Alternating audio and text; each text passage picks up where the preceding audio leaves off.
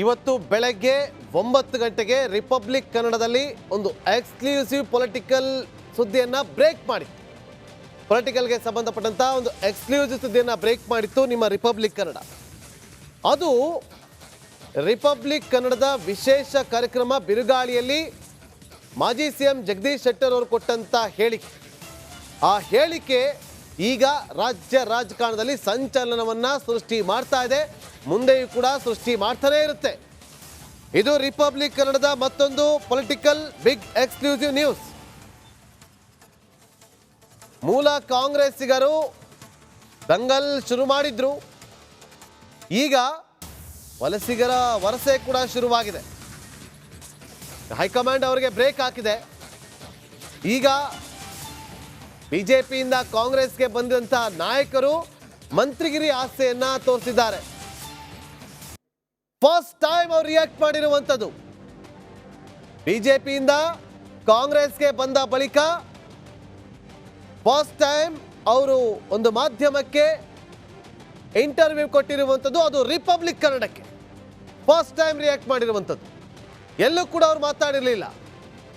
Republic ಕನ್ನಡಕ್ಕೆ ಅವರು ಮಾತಾಡಿದ್ದಾರೆ.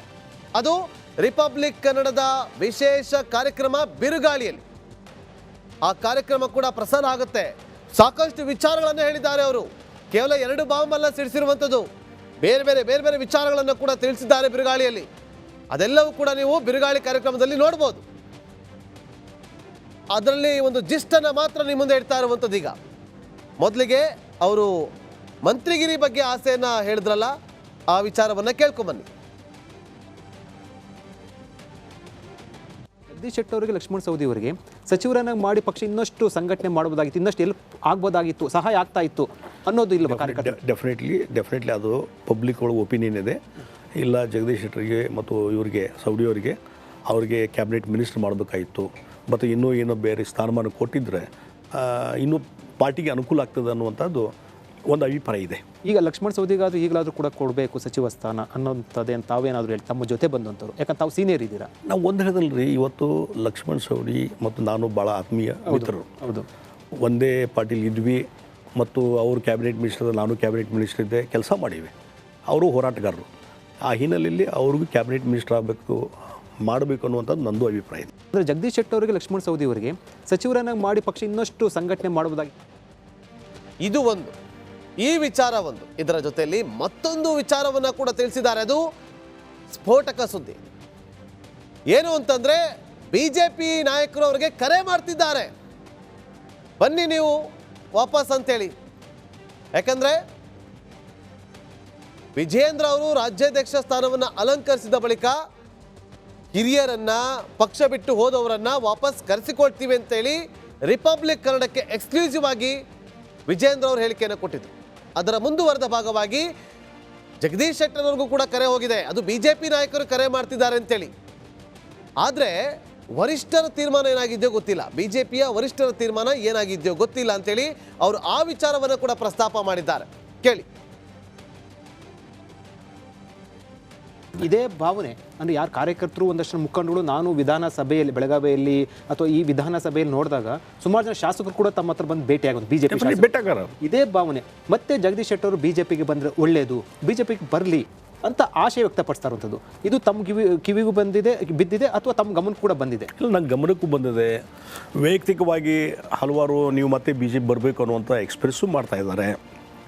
ಅದು ನನ್ನ ಕೈಯಲ್ಲಿ ಇಲ್ಲಪ್ಪ ಅಂತ ಹೇಳಿದೆ. ಹೋಗ್ತೀರಾ ಬಿಜೆಪಿಗೆ? ಮತ್ತೆ ನೋಡಿ, ನಾವು ಒಂದು ಹೇಳ್ತೀನಿ, ಇವತ್ತು ಅಲ್ಲಿಂದ ಬಿಟ್ಟು ಬಂದೆ ನಾನು. ಒಂದು ಸ್ವಾಭಿಮಾನಕ್ಕೆ ಧಕ್ಕೆ ಆಗಿದೆ ಅಂಥೇಳಿ. ಮತ್ತು ಅಲ್ಲಿ ಏನು ನಡೀತಾ ಇದೆ ನನಗೆ ಗೊತ್ತಿಲ್ಲ, ಲೀಡರ್ಸ್ ಒಳಗೆ ಏನು ನಡೀತಾ ಇದೆ ಗೊತ್ತಿಲ್ಲ. ಈ ವೈಯಕ್ತಿಕವಾದಂಥ ಕಾರ್ಯಕರ್ತರಾಗಲಿ ಅಥವಾ ಲೀಡರ್ಸ್ ಆಗಲಿ, ಡಿಸ್ಟಿಕ್ನಲ್ಲಿರುವಂಥವರು MLAಗಳಾಗಲಿ, ವಿಧಾನ ಪರಿಷತ್ ಸದಸ್ಯರು ನನ್ನ ಮುಂದೆ ಮಾತಾಡ್ತಾರೆ. ಆದರೆ ಆ ಪಕ್ಷದೊಳಗೆ ಏನು ನಡೆದಿದೆ, ದಿಲ್ಲಿಯೊಳಗೆ ಏನು ನಡೆದಿದೆ ನನಗೆ ಗೊತ್ತಿಲ್ಲ. ಈ ವಿಜಯೇಂದ್ರ ಅವರು ರಾಜ್ಯಾಧ್ಯಕ್ಷರಾಗಿ ಕೊಟ್ಟ ಮೊದಲ ಪ್ರತಿಕ್ರಿಯೆಯಲ್ಲಿ ವಿಜಯ್ ಅವರೇ ಪ್ರಶ್ನೆ ಕೇಳ್ತಾರೆ, ಅನೇಕ ಹಿರಿಯರನ್ನ ಕಳ್ಕೊಂಡ್ಬಿಟ್ಟಿದೆ ಪಕ್ಷ, ವಾಪಸ್ ಕರೆತರ್ತೀರಾ ನಿಮ್ಮನ್ನು ಒಳಗೊಂಡಂತೆ ಅನ್ನೋದಕ್ಕೆ ನೇರವಾಗಿ ಹೇಳ್ತಾರೆ, ಹೌದು ಪ್ರಯತ್ನ ಮಾಡ್ತೀವಿ. ಅಂದ್ರೆ ಬಿಜೆಪಿಯ ನೂತನ ರಾಜ್ಯಾಧ್ಯಕ್ಷರು ಇನ್ ಕೇಸ್ ನಿಮಗೆ ಆಫರ್ ಕೊಟ್ಟರೆ ಬನ್ನಿ ವಾಪಸ್ ಬಿಜೆಪಿಗೆ ಅಂತ ಹೇಳಿ ಶೆಟ್ಟರ್ ಅವ್ರ ನಿಲುವು. ನಾನು ಹೇಳ್ತೀನಿ, ರೇಪ್ ಕ್ವಶನ್ಗೆ ನಾವು ಉತ್ತರ ಕೊಡೋದಿಲ್ಲ. ಅವರು ಹಾಗೆ ಆಫರ್ ಕೊಟ್ಟರೆ, ಮತ್ತೊಂದು ಮಾಡಿದರೆ, ಪಾರ್ಟಿಯವ್ರು ಕರೆದ್ರೆ ಅನ್ನುವಂಥದ್ದಲ್ಲ. ಆ ಪ್ರೊಸೆಸ್ ಯಾವುದೂ ಆಗಿಲ್ಲ. ಆಗಲಾರ್ದೇ ನನ್ನ ಮನಸ್ಸಲ್ಲಿ ಏನಿದೆ ಮತ್ತೊಂದು ನಾನು ಅದ್ರ ಬಗ್ಗೆ ವಿಚಾರ ಮಾಡಿಲ್ಲ.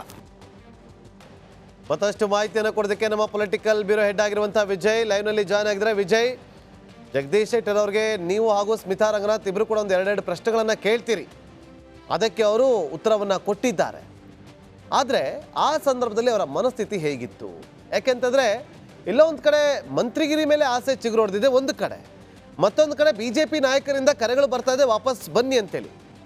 ಇವರ ನಡೆ ಏನಾಗಿರಬಹುದು ಅನ್ನೋದು ಕೂಡ ತೀವ್ರ ಕುತೂಹಲ ಕೇಳಿಸ್ತಾ ಇದೆ. ವಿಜಯ್, ನಾಗೇಂದ್ರ ಬಾಬು, ಏನು ಮಾಜಿ CM ಜಗದೀಶ್ ಶೆಟ್ಟರ್ ಅವರು BJPಯಿಂದ ತೊರೆದು ಕಾಂಗ್ರೆಸ್ಗೆ ಬಂದ ನಂತರ ತಮ್ಮ ಮನದಾಳದ ಮಾತನ್ನು ಒಂದಷ್ಟು ಬಹಿರಂಗವಾಗಿ ಮುಕ್ತವಾಗಿ ಹಂಚ್ಕೊಂಡಿರುವಂಥದ್ದು, ಹೇಳಿರುವಂಥದ್ದು ಇದೇ ಮೊದಲ ಬಾರಿಗೆ.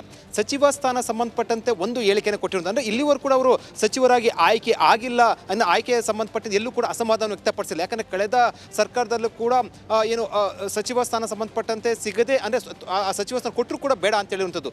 ಈಗ ಬದಲಾದ ಪರಿಸ್ಥಿತಿಯಲ್ಲಿ ಕಾಂಗ್ರೆಸ್ಗೆ ಬಂದು ಸೋತಿರುವಂಥದ್ದು. ಆದರೆ ಸಚಿವ ಸ್ಥಾನ ಸಂಬಂಧಪಟ್ಟಂತೆ ಅವರು ಮೊದಲ ಏನು ಆಕಾಂಕ್ಷಿ ಇದ್ರು ಅನ್ನುವಂಥದ್ದು. ಆದರೆ ಈಗ ಮೊದಲ ಬಾರಿಗೆ ಹೇಳಿರುವಂಥದ್ದು ಸಚಿವ ಸ್ಥಾನ ಸಂಬಂಧಪಟ್ಟಂತೆ ಅಂದರೆ ನನಗೂ ಮತ್ತು ಲಕ್ಷ್ಮಣ ಸವದಿ ಇಬ್ರಿಗೂ ಕೂಡ ಸಚಿವ ಸ್ಥಾನ ಕೊಡಬೇಕಾಗಿತ್ತು ಅನ್ನೋಂಥದ್ದು ಕಾರ್ಯಕರ್ತರ ಮತ್ತು ತಮ್ಮ ಅಭಿಮಾನಿಗಳ ಅಭಿಪ್ರಾಯ ಆಗಿದೆ. ಅದು ಇದು ಪಕ್ಷದ ತೀರ್ಮಾನಕ್ಕೆ ಬಿಟ್ಟ ವಿಚಾರ ಅಂತ ಹೇಳುವ ಮೂಲಕ ಪರೋಕ್ಷವಾಗಿ ಸಚಿವ ಸ್ಥಾನ ಸಂಬಂಧಪಟ್ಟಂತೆ ಮೊದಲ ಬಾರಿಗೆ ತಮ್ಮ ಒಂದು ಇಂಗಿತವನ್ನು ವ್ಯಕ್ತಪಡಿಸಿರುವಂಥದ್ದು. ಜೊತೆಗೆ ಬಹಳ ಪ್ರಮುಖವಾಗಿ ಒಂದು ಮಾತನ್ನು ಹೇಳಿದ್ರು, ಲಕ್ಷ್ಮಣ ಸವದಿ ಅವರಿಗೆ ಸಚಿವ ಸ್ಥಾನ ಕೊಡಬೇಕಾಗಿತ್ತು ಅನ್ನುವಂಥದ್ದು. ಅವರು ಲಕ್ಷ್ಮಣ ಸವದಿ ಅವರ ಪರವಾಗಿ ಬ್ಯಾಟಿಂಗ್ ಅನ್ನು ಮಾಡಿರುವಂಥದ್ದು. ಇದು ಒಂದಷ್ಟು ಬೆಳವಣಿಗೆಗೆ ಕಾರಣ ಆಗಿರುವಂಥದ್ದು. ನೋಡಬೇಕು ಪಕ್ಷ ಏನು ತೀರ್ಮಾನ ತೆಗೆದುಕೊಳ್ಳುತ್ತಂತ. ಜೊತೆಗೆ ಗರು ವಾಪಸಿ ಸಂಬಂಧಪಟ್ಟಂತೆ ಪ್ರಯತ್ನ ಆಗ್ತಾ ಇದೆ BJPಯ ಪಾಳ್ಯದಲ್ಲಿ. ಯಾಕಂದರೆ BJP ಟಿಕೆಟ್ ಕೊಡದ ಹಿನ್ನೆಲೆಯಲ್ಲಿ ಒಂದಷ್ಟು ಹೊಡೆತ ಬಿದ್ದಿತ್ತು ಲಕ್ಷ್ಮಣ ಸವದಿ ಮತ್ತು ಜಗದೀಶ್ ಶೆಟ್ಟರ್ ಅವರಿಗೆ ಟಿಕೆಟ್ ಕೊಡದ ಹಿನ್ನೆಲೆಯಲ್ಲಿ. ಇದರ ಅರಿವು ಆಗಿರಬಹುದು ಬಹುತೇಕ. ಯಾಕಂದರೆ BJPಯ ಶಾಸಕರು ಮತ್ತು ಮುಖಂಡರು ಮಾತಾಡ್ತಾ ಇದ್ದಾರೆ ಅಂತ ಖುದ್ದು ಜಗದೀಶ್ ಶೆಟ್ಟರ್ ಒಪ್ಕೊಂಡಿದ್ದಾರೆ. ಒಂದು ಮಾತನ್ನ ಹೇಳಿದ್ರು, ನೇರವಾಗಿ ನಾನು ಎಲ್ಲೂ ಕೂಡ ಏನು BJPಗೆ ಹೋಗೋದಿಲ್ಲ ಅಂತ ನೇರವಾಗಿ ಖಡಕ್ಕಾಗಿ ಹೇಳಿಲ್ಲ. ಆದರೆ BJPಗೆ ಹೋಗೋ ಸಂಬಂಧಪಟ್ಟಂತೆ ಒಂದು ಮಾತನ್ನ ಹೇಳಿರುವಂಥದ್ದು, ಅಂದರೆ ನನಗೆ ಏನು ಅಸಮಾಧಾನ ಜೊತೆಗೆ ಸ್ವಾಭಿಮಾನ ಧಕ್ಕೆ ಹಿನ್ನೆಲೆಯಲ್ಲಿ ನಾನು BJP ಪಕ್ಷ ಬಿಟ್ಟು ಬಂದೆ.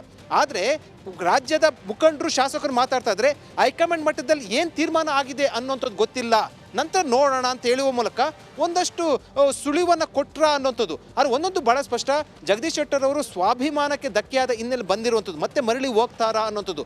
ರಾಜ್ಯ BJP ನಾಯಕರಲ್ಲಿ ಜಗದೀಶ್ ಶೆಟ್ಟರ್ ಮತ್ತು ಲಕ್ಷ್ಮಣ ಸವದಿ BJPಗೆ ಬರಬೇಕು ಅನ್ನೋಂಥ ಅಭಿಪ್ರಾಯವನ್ನು ವ್ಯಕ್ತಪಡಿಸ್ತಾ ಇರುವಂಥದ್ದು. ಮುಂದೆ ಏನು ತೀರ್ಮಾನ ಆಗುತ್ತೆ ಅನ್ನೋದನ್ನ ಕಾಲ ನಿರ್ಧರಿಸುತ್ತೆ. Nagendra Babu, thank you Vijay. ನಿಮ್ಮೆಲ್ಲ ಮಾಹಿತಿಗಾಗಿ ನೋಡಿ, ರಿಪಬ್ಲಿಕ್ ಕನ್ನಡದ ವಿಶೇಷ ಕಾರ್ಯಕ್ರಮ ಬಿರುಗಾಳಿ.